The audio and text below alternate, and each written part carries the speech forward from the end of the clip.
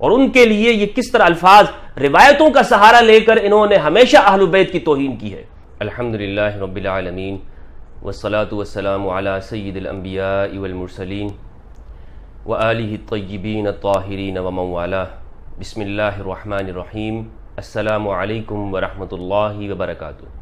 ناظرین کرام، انشاءاللہ عز و جل آج سے ہم ان اصحاب اور جانثاروں کا تذکرہ پڑھیں گے، سنیں گے اور ان کی زندگی کا مطالعہ کریں گے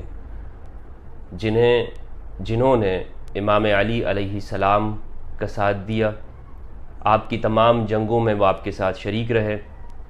وہ اصحاب کرام جنہیں ہم نے اصحاب امام علی کا نام دیا ہے، اور جتنی بھی غزوات اور جنگیں ہوئی ہیں وہ امام علی کے ساتھ ثابت قدم رہے۔ اس موضوع کی ضرورت کیوں ہے؟ آج میں کیوں اس کے اوپر سلسلہ وار گفتگو کرنا چاہتا ہوں؟ میں بتاتا چلوں کہ ہمارے اہل سنت کے ہاں بڑی بدقسمتی یہ ہے کہ جو قدیم اہل سنت تھے اور ان کا جو موقف تھا، جو انہوں نے اپنی کتابوں کے اندر لکھا، آج کی جو سنیت ہے اس میں ناسبیت داخل ہو چکی ہے، اور ان کی کوشش یہ ہے کہ یہ اس موقف کو کہ جو اہل سنت نے پرانے زمانے میں اختیار کیا اس کو بدلیں، یا عوام الناس کے ذہنوں میں امام علی کی جنگوں کے بارے میں، امام علی کی ذات کے حوالے سے شکوک و شبہات پیدا کریں۔ یہ لوگ آج تو اس بات کا نام نہیں لیتے یا برملا اپنے بغض کا اظہار نہیں کرتے، لیکن ان کی باتوں سے نظر آ جاتا ہے وہ لوگ جو محبین امام علی ہیں یا جنہوں نے امام علی کی سیرت کا مطالعہ کیا ہے، وہ اچھی طرح سے ان کی گفتگو سے پہچان لیتے ہیں انہیں۔ جب یہ بات کر رہے ہوں مولا علی کے بارے میں تو آپ کو نظر آئے گا کہ واقعی بغض جھلک رہا ہے، جو اندر ہے نا وہ بات ان کی زبان سے نکلتی ہے۔ مثلا یہ لوگ، یعنی ہم سنتے تھے اور کتابوں میں ہم نے پڑھا ہے، اپنی ہی اہل سنت کی کتابوں میں، کہ بنو امیہ کے زمانے میں مولا علی کو گالیاں دی جاتی تھی برسر ممبر، اور جب گورنروں کو مقرر کیا جاتا تھا یا تعینات کیا جاتا تھا اس دور میں، تو انہیں خاص طور پر یہ حکم دیا جاتا تھا کہ تم سیدنا عثمان کی فضیلتیں بیان کرو اور علی کی مذمتیں لوگوں کو بیان کیا کرو۔ یہ حکم ساتھ میں جاری ہوتا تھا، تب جا کے کہیں سلیکشن ہوتی تھی اور اس کی وفاداری کا جو ہے وہ معلوم ہوتا تھا۔ تو یہ تو ہم کتابوں میں پڑھتے تھے کہ اموی دور میں ایسا ہوتا تھا، اور کتابوں میں یہ بھی لکھا ہے کہ اتنا خطرناک دور تھا ائمہ اہل البیت علیہم السلام کے حوالے سے کہ علی نام رکھنا جرم ہو گیا تھا، اور اوزاعی جسے امام اہل الشام کہا جاتا ہے اہل سنت میں، ان کا یہ اعتراف سیر اعلام النبلاء کے اندر موجود ہے کہ ہم سے طلاق اطاق کی قسمیں لی گئی کہ تم علی کو منافق کہو، اس بات کی گواہی دو، تب جا کے تمہیں ہمیں جو سرکار سے وظیفہ ملتا ہے وہ دیا جائے گا۔ امام اوزاعی کا اعتراف ہے۔ یہ ہم اس دور کے بارے میں سنتے تھے، لیکن ہم نے آج اپنے زمانے کے اندر اپنی آنکھوں سے دیکھ لیا کہ ایسے لوگ موجود ہیں جو ابو تراب کے لفظ کو حقارت کے ساتھ بولتے ہیں، حالانکہ یہ جو لقب ہے یہ سرکار دو عالم صلی اللہ علیہ وآلہ وسلم نے شفقت کے ساتھ، محبت کے طور پر امام علی کو عطا کیا تھا، اور رسول اللہ صلی اللہ علیہ وآلہ وسلم سے بڑھ کر کون امام علی کو جان سکتا ہے کہ امام علی کی پرورش اور تربیت سرکار دو عالم نے فرمائی۔ منذ نعومت الاظفار، یعنی جب آپ کے ناخن اگنا شروع ہوئے، مولا علی اب بچے تھے، اس وقت سے رسول اللہ کی تربیت میں رہے، آپ کی پرورش میں رہے، لہٰذا رسول اللہ صلی اللہ علیہ وآلہ وسلم مولا علی کو بہتر طور پر جانتے۔ تو یہ ناصبی آج کل کہتے ہیں کہ دیکھیں مخدومہ کائنات فاطمہ الزہرا سلام اللہ علیہا، وہ روتے ہوئے آئی اپنے بچوں کو لے کر سرکار دو عالم کی خدمت میں، اور شکوہ کیا کہ علی تو ابو جہل کی بیٹی سے شادی کرنے جا رہے ہیں۔ رسول اللہ اس موقع پر غصہ ہوئے اور علی کو دیکھا، وہ ناراض تھے، اور وہ مٹی میں جو ہے وہ لیٹے ہوئے تھے۔ فرمایا قم ابا تراب، جاؤ ابو بکر و عمر کو بلاؤ، وغیرہ وغیرہ۔ یہ سارا جو ایک ناسبی مولوی اس کہانی کو بیان کرتا ہے، میں پہلے ہی بتا چکا ہوں کہ یہ اگرچہ بخاری اور مسلم کے اندر ہی کیوں نہ ہو، مسلم کے اندر تبدیلی کے ساتھ ہے، پھر بھی یہ موضوع اور من گڑت ہے، اور اس کے میں شواہد پیش کر چکا ہوں، اور الحمدللہ عز و جل ابھی تک پورا 1 ہفتہ ہو گیا ہے کسی ناسبی مولوی کے اندر جرت نہیں پیدا ہوئی کہ میری اس جو میں نے رد کیا ہے اس روایت کے اوپر، یہ ناسبیت ہے، مولا علی کی کھلم کھلا واضح طور پر یہ توہین ہے، اور جناب فاطمہ الزہرا سلام اللہ علیہا کی خدمت اقدس کے اندر بارگاہ میں یہ توہین ہے، اس سے بڑھ کر اور توہین کچھ نہیں ہو سکتی۔ کیا آپ یہ روایت کی الفاظ لے کے آئے کہ فاطمہ کا دین خطرے میں پڑ جائے گا اگر جو امام علی دوسری شادی کریں گے؟ میں نے اس پہ سوالات کی، اور ویلڈ سوالات ہیں میرے، جو آج تک مجھے اس کا جواب نہیں مل رہا ہے۔ میں نے یہ سوال کیا ہے کہ آپ بتائیے اس روایت کے اندر یہ ہے کہ امام علی علیہ السلام دوسری شادی کرنے جا رہے ہیں، اور سرکار دو عالم اس پہ ناراضگی اور خفگی کا اظہار فرما رہے ہیں، اور فرماتے ہیں کہ گھر کے اندر اللہ کی دشمن کی بیٹی اور اللہ کے رسول کی بیٹی ایک گھر کے اندر جمع نہیں ہو سکتے۔ اس پہ رسول اللہ نے یہ فرمایا۔ تو مجھے بتائیے، کیا سرکار دو عالم نے اللہ کے دشمنوں کی بیٹیوں سے شادی نہیں کی؟ کیا رسول اللہ صلی اللہ علیہ وآلہ وسلم نے ام المؤمنین صفیہ بنت حیی بن اخطب الیہودی سے شادی نہیں کی؟ حیی بن اخطب کون تھا؟ اس کے کیا کرتوت اور کیا کارنامے تھے؟ ام المؤمنین صفیہ تو وہ تو جب رسول اللہ کے عقد میں آئی ہمارے لیے ماں ہے، ام المؤمنین ہے، لیکن کیا وہ اللہ کے اور اللہ کے رسول کے دشمن کی بیٹی نہیں ہے؟ حیی بن اخطب الیہودی، جو عمل خود سرکار دو عالم نے فرمایا اس پر امام علی کو کیسے منع کیا جا سکتا ہے؟ تو معلوم یہ ہوا اس روایت کے اندر جس نے بھی یہ گھڑی ہے جھول ہے، اس کے اندر واضح طور پر معلوم ہوتا ہے جھول ہے۔ پھر اس میں یہ الفاظ ہیں، صحیح مسلم میں نہیں ہے، بخاری کے اندر ہے، یہ الفاظ ہیں کہ اگر علی نے اس طرح کیا تو فاطمہ کا دین خطرے میں پڑ جائے گا، معاذ اللہ معاذ اللہ، یعنی علی اگر دوسری شادی کریں گے تو معاذ اللہ فاطمہ کا دین ہی خراب ہو جائے گا، دین سے پھر جائیں گی۔ سیدہ کائنات مخدومہ کائنات کو کس درجے پر لے آئے یہ ناسبی لوگ، آپ کی عزت اور توقیر کے اوپر ہماری جانیں قربان ہوں فاطمہ الزہرا سلام اللہ علیہا پر، اور ان کے لیے یہ کس طرح الفاظ روایتوں کا سہارا لے کر انہوں نے ہمیشہ اہل بیت کی توہین کی ہے ان ناسبیوں نے۔ تو یہ میں نے اس پہ جو سوال قائم کیا ہے، بتائیے کیا ایک شوہر ایک شخص دوسری شادی کرتا ہے تو کیا پہلی والی کا دین خطرے میں پڑ جاتا ہے؟ یعنی ام المومنین عائشہ رضی اللہ تعالیٰ عنہا، ان کے ساتھ رسول اللہ نے عقد کیا اور اس کے بعد دوسری ازواج کے ساتھ کیا، حفصہ کے ساتھ، ام المومنین کے ساتھ، تو حضرت عائشہ کا دین خطرے میں نہیں پڑا، دیگر ازواج کی موجودگی میں حفصہ کا دین خطرے میں نہیں پڑا رضی اللہ تعالیٰ عنہما، لیکن سیدہ کا دین خطرے میں پڑ رہا ہے اگر علی دوسری شادی کرتے ہیں۔ اور پھر مجھے یہ بتائیے، یہ جو شادیاں کرانے والے جو مولوی صاحبان ہیں جو بالکل ببانگ دوہل کہتے ہیں اور اس کا پرچار کرتے ہیں کہ نسل بڑھاؤ کیونکہ رسول اللہ فخر کریں گے، تو وہ اس روایت کا کس طرح سے جواب دے سکتے ہیں؟ بتائیے، کیا دوسری شادی کرنا غیر شرعی ہے؟ پھر اس روایت کے اندر یہ بھی ہے کہ میں تم پر کوئی حلال و حرام نہیں کرتا، میں حلال و حرام نہیں کرتا، لیکن یہ شادی نہیں ہو سکتی۔ مجھے بتائیے میرے بھائیوں، مولوی صاحبان، ناصبی ملاؤ، بھاگنا نہیں ہے تم نے، مجھے اس بات کا جواب دو، کیا قرآن مجید کے اندر نہیں ہے کہ یہ نبی صلی اللہ علیہ وآلہ وسلم ان کے اوپر طیبات چیزوں کو حلال کرتے ہیں اور خبیث چیزوں کو حرام کرتے ہیں؟ کیا میرے آقا اور سردار میرے مولا محمد رسول اللہ صلی اللہ علیہ وآلہ وسلم فداہ ابی و امی وہ طیبات کو حلال نہیں کرتے بنص قرآنی، خبیث چیزوں کو حرام نہیں کرتے بنص قرآنی؟ قرآن کی نص موجود ہے کہ رسول اللہ حلال بھی کرتے اور حرام بھی کرتے، اور ناسبی مولوی روایت لے کر آ رہے ہیں کہ رسول اللہ نہ حلال کرتے نہ حرام کرتے ہیں۔ ہم ان روایتوں کی سنیں یا رسول اللہ کی قرآن مجید کی سنیں؟ قرآن مجید سب سے مقدم ہے۔ یہ اصول ہے کہ جب روایت قرآن مجید کی واضح نص کے معارض آ جائے گی، مخالف آ جائے گی، روایت کو ہٹا دیا جائے گا۔ لیکن علی کی دشمنی کے اندر، اہل البیت کے نسب کے اندر دشمنی اور عداوت کے اندر، ان مولویوں نے جو ان کے دلوں کے اندر وہ بچے سے زیادہ بیٹھی ہوئی ہے، ظالموں کی محبت، طلقاء کی محبت، اس کے اندر یہ اس روایت کو بھی قبول کرتے اور اپنے سارے اصولوں کے لوگوں نے پیچھے کر دیا، سارے اصولوں کو یہ چھوڑ دیتے ہیں۔ یہ جو اصول انہوں نے بنائے ہیں نا، یہ اصول کی بات یہ کرتے ہیں، دراصل یہ صرف چند مخصوص لوگوں کے لیے جنہوں نے السابقون الاولون کو قتل کیا ہے، السابقون الاولون کو جنہوں نے شہید کیا ہے، یہ ان کی حمایت اور ان کے دفاع کے لیے ہے۔ ایک بات تو میرا یہ جو میں نے عرض کی یہ اس روایت کے حوالے سے. دوسرا میں جو یہ عرض کر رہا تھا جس پر آج ہم نے یہ سلسلہ شروع کیا الحمدللہ، جس کی میں اہمیت بیان کر رہا تھا کہ امام علی کی تمام جنگوں کے بارے میں، امام علی کی زندگی کے بارے میں اہل السنت والجماعت کے جو متقدمین علماء حتیٰ صحابہ کرام، اور صحابہ سے بڑا ہمارے لیے کوئی سلف ہے؟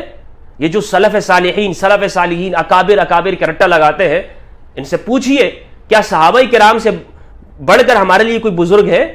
کوئی بات کے کوئی حلوہ اور نامبائی بیچنے والا، کوئی موچی جو جنہیں ہم نے فقیہ اور فقہا بنائے ہوئے ہیں، ان سے بڑھ کر تو ہمارے لیے صحابہ کرام ہیں. صحابہ کرام کا مولا علی کے بارے میں کیا موقف تھا، ان کی جنگوں کے بارے میں کیا ہے، اہل سنت والجماعت کا کیا موقف ہے؟ یاد رکھیے اہل سنت کا موقف ببانگ دوہل ڈنکے کی چوٹ پر یہ ہے کہ مولا علی اپنی تمام جنگوں کے اندر، خواہ جمل ہو، صفین ہو، نہروان ہو، مولا علی حق کے اوپر ہے، اور جو بھی مخالف میں آئے وہ باغی ہیں اور خطا کار ہیں.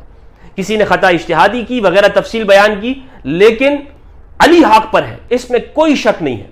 حتیٰ کہ ابن باز جو کہ سلفیوں کے متاخرین ہیں، شیخ ابن باز، انہوں نے اپنے فتاوی کے اندر لکھا ہوا ہے کہ علی حق پر ہے اور سب کے اوپر واجب تھا کہ وہ ان کی مدد کرتے.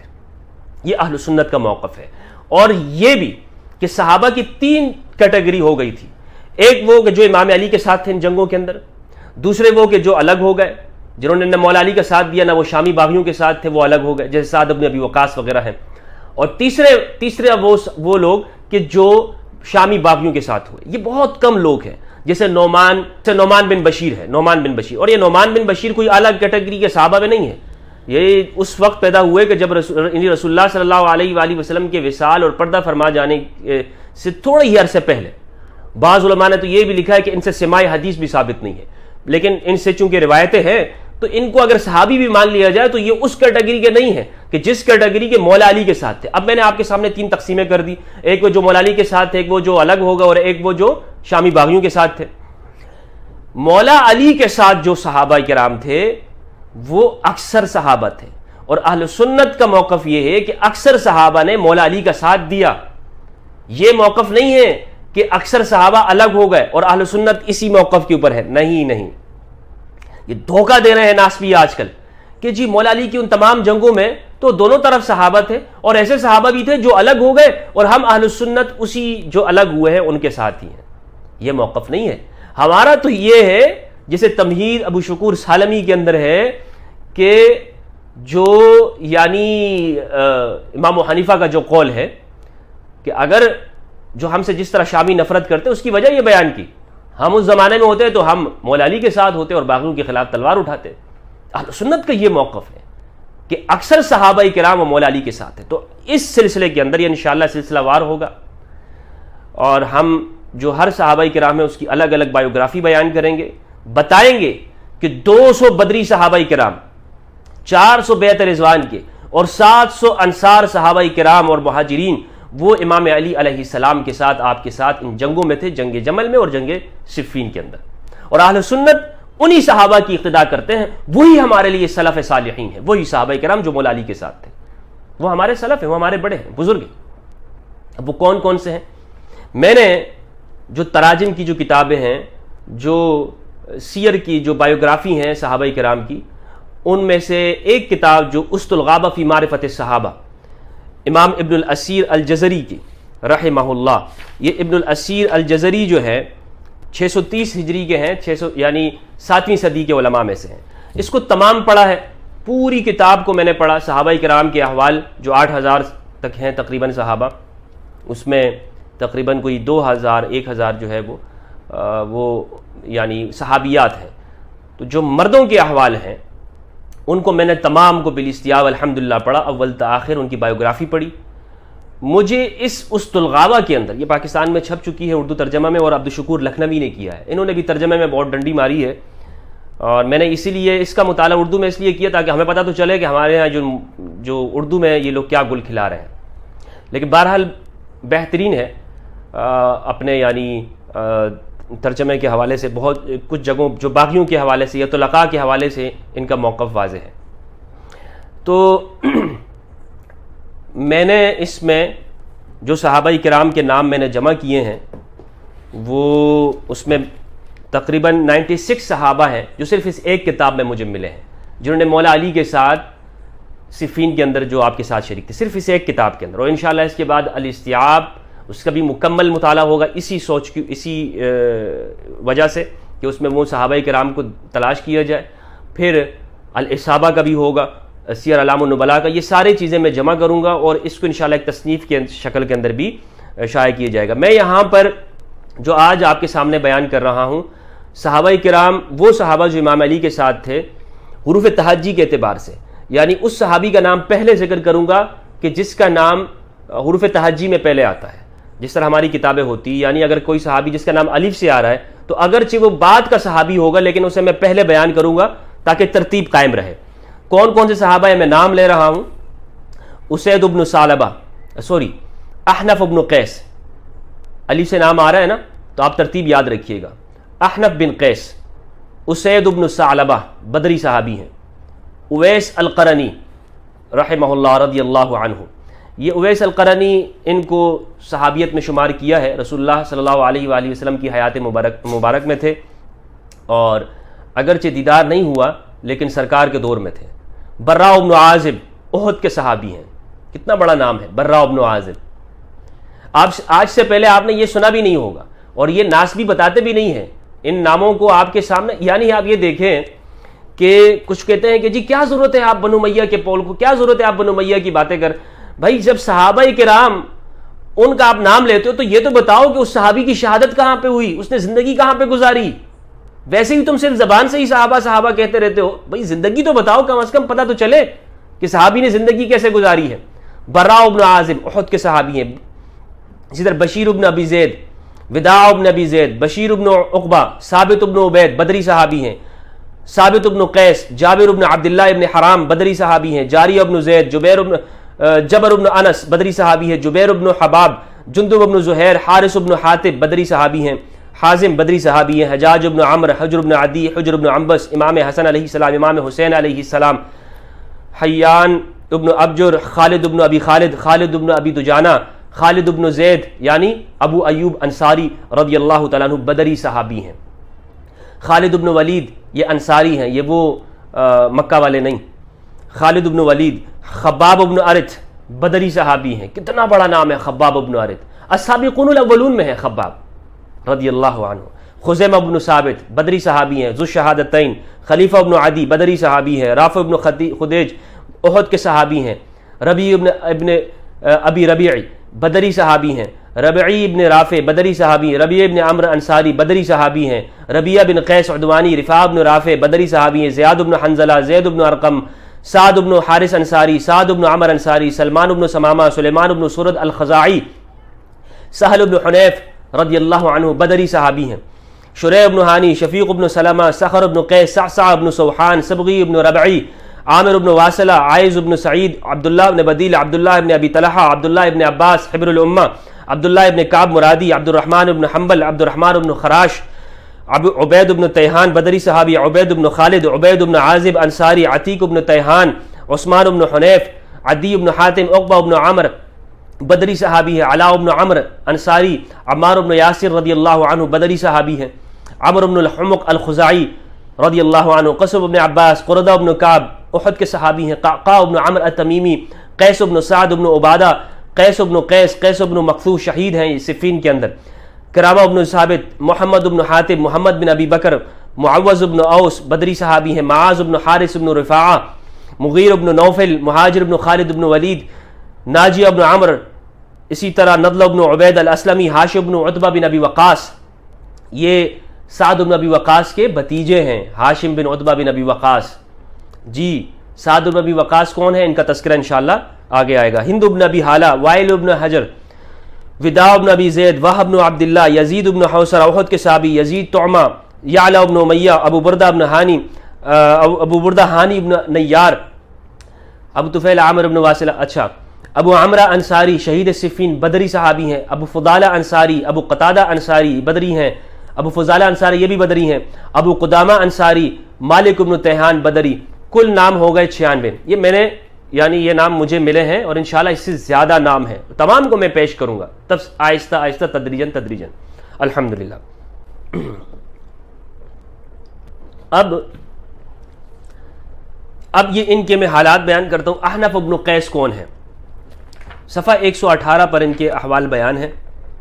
معلوم ہونا بھائی ہمیں کہ صحابہ کرام انہوں نے زندگی کیسے گزاری، اور میں آپ کو بھی مشورہ دوں گا کہ آپ مطالعہ ضرور کیجئے صحابہ کرام کی زندگی کا، اور اس ویڈیو کو بہت غور سے دیکھیے، کیونکہ یہ وہ اہم ویڈیو ہے کہ جس سے ان ناسبیوں کے تمام پردے چاک ہوتے ہیں. احنف ابن قیس کہتے ہیں، احنف ان کا لقب ہے. حنف کے معنی وہ شخص جس کے پیر میں کجی ہو. ان کے پیر میں ٹیڑھ پن تھا، اس لیے ان کا نام ہی یہی پڑ گیا. ان کا نام دحاک ہے، اصل نام ان کا دحاک ہے. احنف سے یہ مشہور ہوئے ہیں.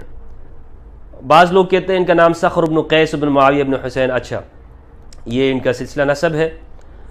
اور ان کے بارے میں لکھا ہے، احنف ابن قیس نقل کر کے بیان کیا، وہ کہتے تھے اس حالت میں کہ حضرت عثمان کے زمانہ خلافت میں کعبہ کا طواف کر رہا تھا، قبیلہ بنی لیث کے ایک شخص نے میرا ہاتھ پکڑ لیا اور مجھ سے کہا کہ کیا میں تمہیں بشارت نہ دوں؟ میں نے کہا ضرور دو.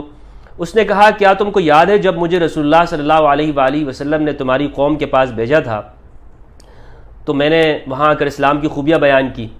تو اسلام کی خوبیاں جب میں بیان کرنے لگا اور ان لوگوں کو، تمہاری قوم کو اسلام کی ترغیب دینے لگا، تو تم نے مجھ سے کہا تھا کہ بے شک تم اچھی بات کی ترغیب دیتے ہو اور اچھی بات کا حکم کرتے ہو، اور بے شک وہ یعنی نبی صلی اللہ علیہ وآلہ وسلم بھی اچھی بات کی ترغیب دیتے ہیں. یعنی رسول اللہ کی تعریف فرمائی تھی، اور اس وقت تم مسلمان نہیں تھے. یہ خبر جب نبی صلی اللہ علیہ وآلہ وسلم کو پہنچی تو آپ نے فرمایا اے اللہ احنف کو بخش دے، اے اللہ احنف کو بخش دے، کیونکہ رسول اللہ کی تعریف فرمائی.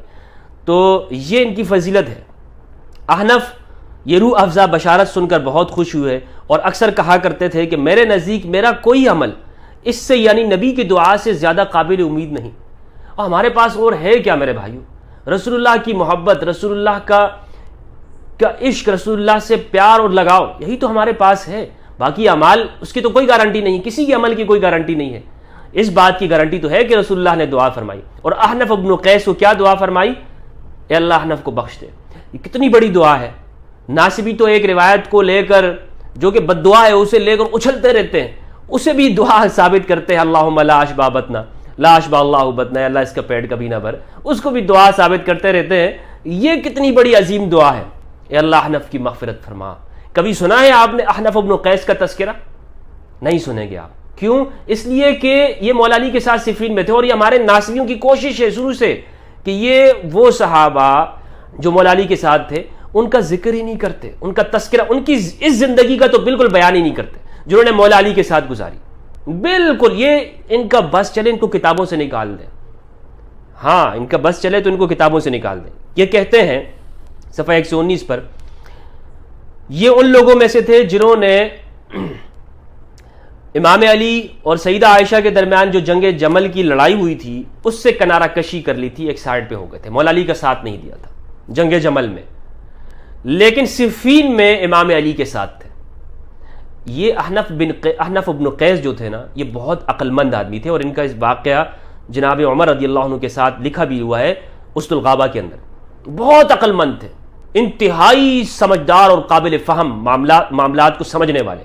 تو جب جنگ جمل ہوئی تو بہت سارے صحابہ اس میں پڑ گئے تھے کہ ان کو یہ خیال ہو گیا تھا کہ پتہ نہیں کیا ہو، یعنی ان تردد میں پڑ گئے تھے. لیکن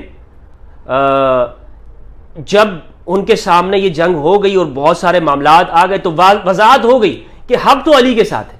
ایسا ہوتا ہے نا کہ پہلی مومنٹ کے اندر آپ نے دیکھا ہوگا کہ لوگ بہت کم ہوتے ہیں، وہ حالات کو دیکھ رہے ہیں، وہ سمجھ رہے ہوتے ہیں کہ بھائی یہ بھی ٹھیک، یہ بھی ٹھیک، ان کے ذہن میں ابھی معاملہ کلیئر نہیں ہو رہا ہوتا. جیسے خزیمہ بن ثابت ہے رضی اللہ عنہ، بدری صحابی ہیں خزیمہ بن ثابت، تو وہ ذو الشہادتین، بڑے صاحب فضل صحابہ میں سے ہیں. وہ صفین میں بھی تھے لیکن وہ ابھی لڑ نہیں رہے تھے. لیکن جب انہوں نے دیکھا کہ عمار بن یاسر کی شہادت ہو جاتی ہے تو فوراً تلوار نکال لی، کیونکہ صحابہ کرام وہ اس چیز کو یعنی اللہ کی ان کے ساتھ ایک بڑی ان کے اوپر رحمت اور فضل یہ تھا کہ وہ اسی طرح نہیں کود گئے تھے. انہوں نے حق سچ کو سمجھ کے وہ مولا علی کا ساتھ دیا تھا.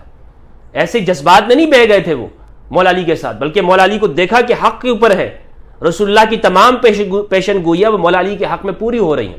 تو احنف بن قیس بھی جنگ جمل میں تو ساتھ نہیں تھے، لیکن جنگ صفین میں وہ ساتھ تھے اور یہ مولا علی کے ساتھ رہے. کوفہ سن 67 ہجری میں انہوں نے وفات پائی رضی اللہ تعالیٰ عنہ۔ دوسرے صحابی ہیں اسید بن ثعلبہ، جو کہ بدری صحابی ہیں۔ کون سے صحابی ہیں؟ بدر والے ہیں۔ میں آپ کو یہ بتاؤں کہ بدر کے لوگ، یہ صفین میں ان کے لیے یوں کہا جائے کہ جینوسائیڈ ہوئی ہے بدری صحابہ کی تو بے جان ہی ہوگا۔ جینوسائیڈ یعنی بدری صحابہ کرام بہت شہید ہوئے ہیں اس جنگ صفین کے اندر۔ اسید بن ثعلبہ، یہ ثعلبہ انصاری کے بیٹے ہیں، جنگ بدر میں شریک تھے، اور امام علی بن ابی طالب کے ساتھ علیہ السلام کے ساتھ بھی صفین میں شریک تھے۔ اسی ایک لائن کا تذکرہ لکھا ہے ابن الاسیر الجزری المتوفی 630 ہجری نے، اتنا ہی انہوں نے ان کا تذکرہ لکھا ہے، لیکن بدری صحابی ہیں، بدری صحابی ہیں۔ اویس القرنی رضی اللہ عنہ،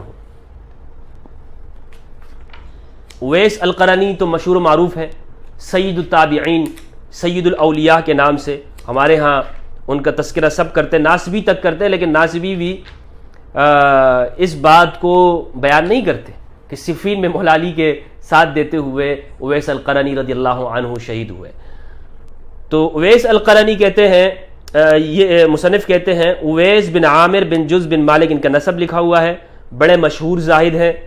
ابن کلبی نے ان کا نسب اس طرح ذکر کیا ہے، انہوں نے نبی صلی اللہ علیہ وآلہ وسلم کا زمانہ اقدس پایا تھا مگر آپ کو دیکھا نہیں۔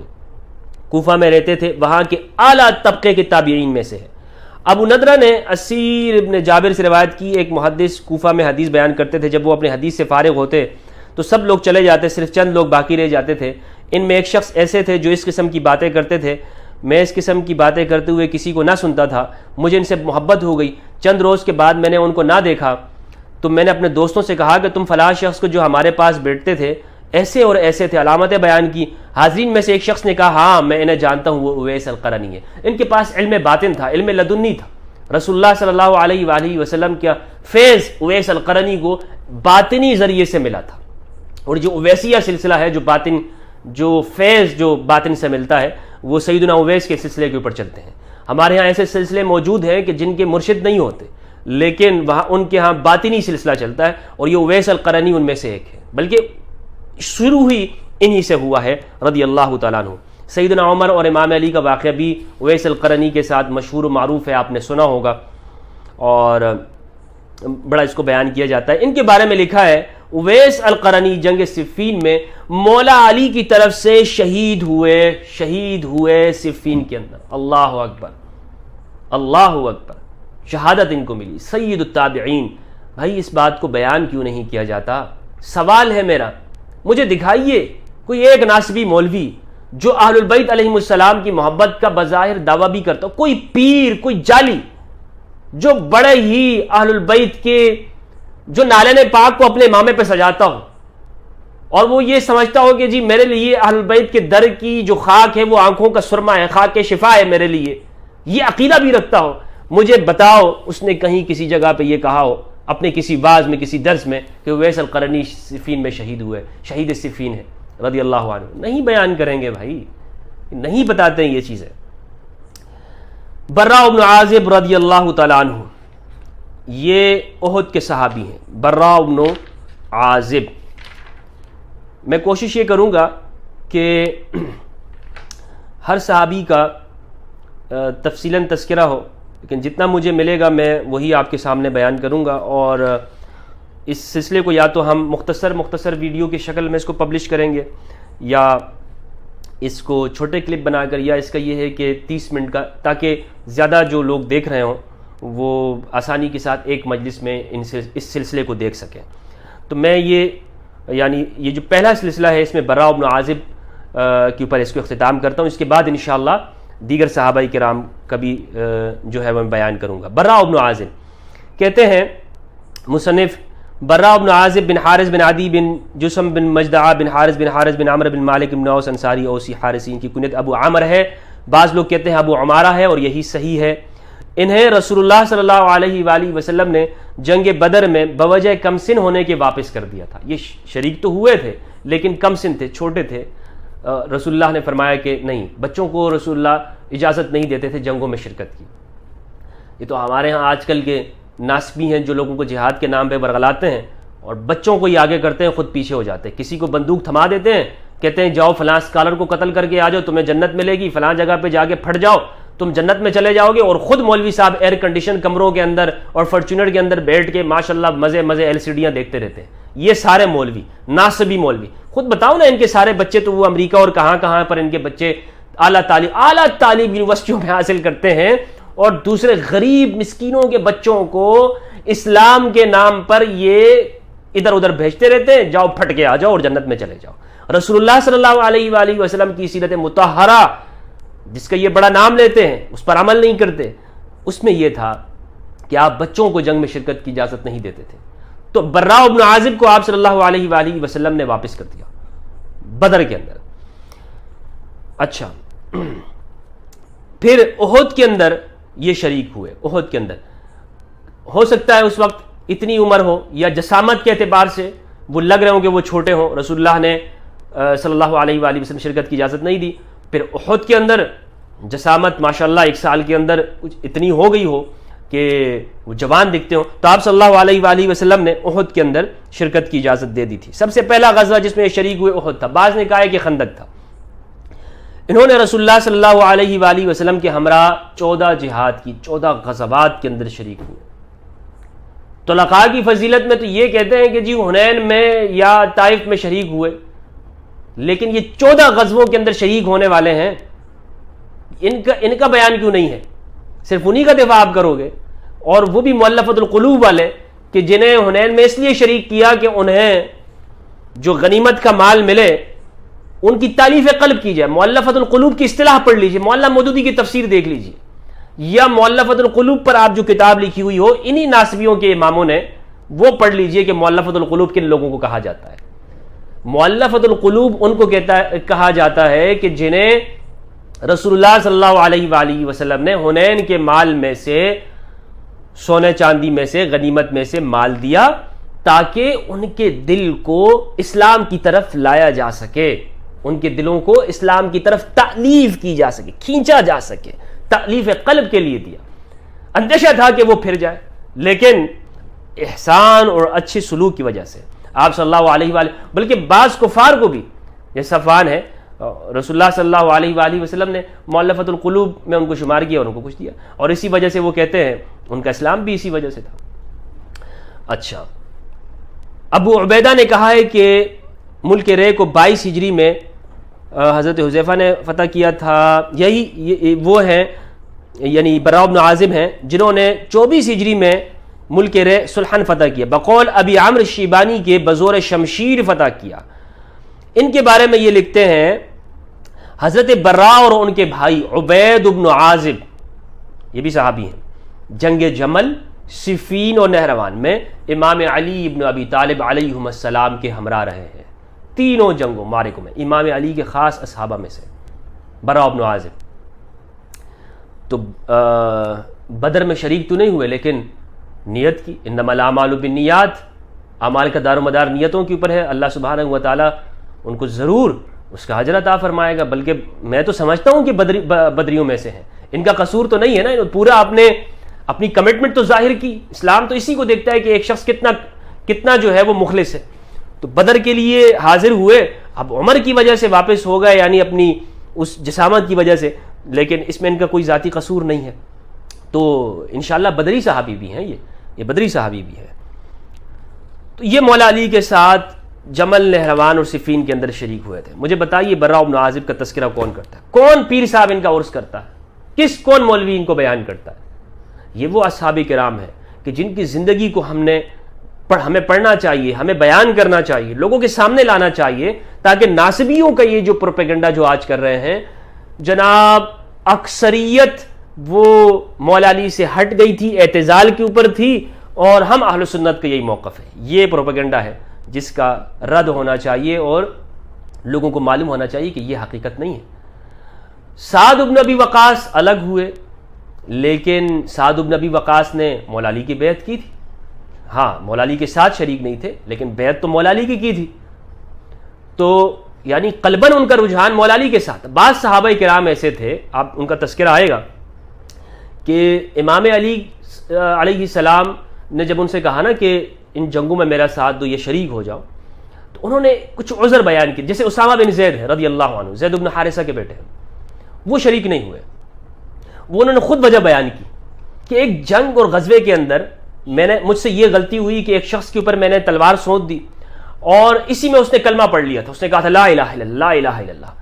تو لیکن میں نے پھر بھی اس کے سینے میں تلوار جو ہے وہ اسے قتل کر دیا اور گھوس دی اس کے اندر تلوار، وہ مر گیا. تو رسول اللہ صلی اللہ علیہ وآلہ وسلم کو جب یہ خبر پہنچی تو آپ نے بڑی برہمی کا اظہار فرمایا اور آپ نے کہا ہلا شققت قلب یا اسامہ، تو نے اس کا سینہ کیوں نہیں چیر دیا تھا؟ اب اسامہ نے یہ عذر ظاہر کی یا رسول اللہ اس نے خوف کی وجہ سے. تو رسول اللہ نے فرمایا تو نے اس کا سینہ کیوں نہیں چیر دیا؟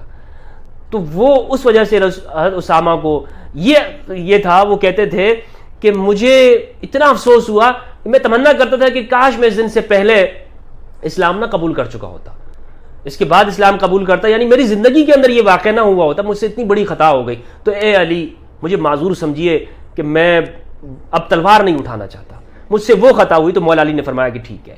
ایسے صحابہ تھے، انہوں نے اپنا عذر بیان کیا امام علی کے سامنے، وہ امام علی نے ان کا عذر بھی قبول کیا.